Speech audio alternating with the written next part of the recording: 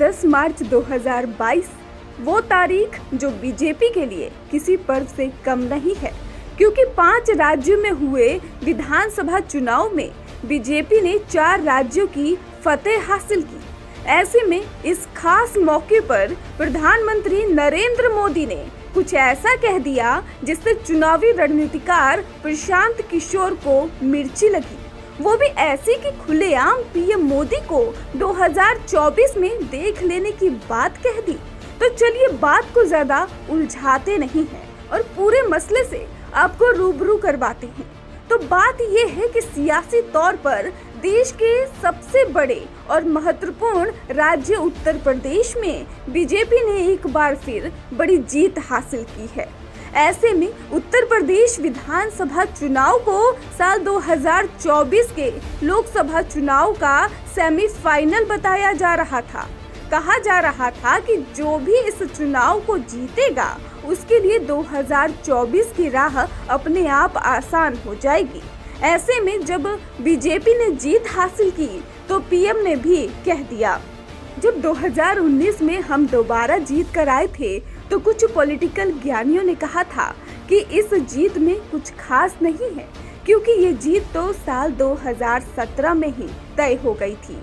वो ज्ञानी 2017 में यूपी चुनाव में हुई हमारी जीत की बात कर रहे थे। मुझे आशा है कि अब वो पॉलिटिकल ज्ञानी फिर कहेंगे कि 2022 की जीत ने 2024 की जीत तय कर दी है। बस फिर क्या था, प्रधानमंत्री नरेंद्र मोदी के इस बयान पर चुनावी रणनीतिकार प्रशांत किशोर तिलमिला से गए और ट्वीट कर उन्होंने कहा, भारत के विचार की लड़ाई 2024 में लड़ी जाएगी और उसी साल इसका फैसला भी होगा। किसी राज्य से इसका फैसला नहीं होगा साहिब, इस बात को जानते हैं और इसलिए बड़ी चतुराई से एक राज्य के चुनाव नतीजों का इस्तेमाल विपक्ष के ऊपर निर्णायक मनोवैज्ञानिक बढ़त बनाने के लिए कर रहे हैं। उनके नैरेटिव में मत फंसिए और ना ही उसका हिस्सा बनिए। सच तो ये है कि प्रशांत किशोर लगातार बीजेपी के खिलाफ मोर्चा बनाने में जुटे हुए हैं।